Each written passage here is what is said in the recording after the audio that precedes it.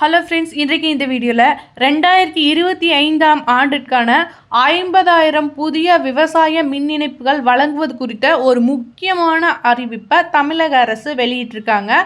அதை பற்றி தான் இந்த வீடியோவில் பார்க்க போகிறோம். தமிழக அரசு விவசாயிகளின் நீர்ப்பாசன வசதிக்காக 24 மணி நேரமும் மும்முனை மின்சாரத்தினை வழங்கிட்டு வராங்க.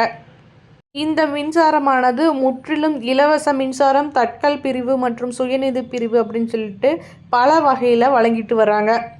கடந்த 2021ஆம் ஆண்டிலிருந்தே ஒவ்வொரு ஆண்டும் 50,000 புதிய கனெக்ஷன்கள் வழங்கப்படும் அப்படின்னு சொல்லியிருந்த நிலையில் இந்த ஆண்டுக்கான கனெக்ஷன்கள் வழங்குவதில் டிலே ஆகிட்டு இருக்கு.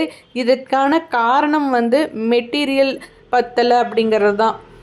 ஆனாலும் ஏற்கனவே பட்ஜெட்லேயே இதற்கான நிதியும் அனௌன்ஸ் பண்ணியிருந்தாங்க. இருந்தாலும் ஒவ்வொரு ஆண்டும் மின்சாரத்துறைக்கு தமிழக அரசு 7,000 கோடி மானியமாக வழங்கிட்டு வராங்க. இதனாலேயே ஏற்பட்ட நிதி பற்றாக்குறை காரணமாக தான் இந்த டிலே ஏற்பட்டிருக்கு அப்படின்னு சொல்கிறாங்க. இருந்தாலும் கூடிய விரைவிலேயே வழங்குவதற்கான நடவடிக்கையும் ஸ்டார்ட் பண்ணிட்டாங்க. இதனால் இலவச மின்சாரமானது சீனியாரிட்டி படி அனைவருக்குமே கூடிய விரைவில் வழங்கப்படும் அப்படிங்கிறதையும் சொல்லியிருக்காங்க.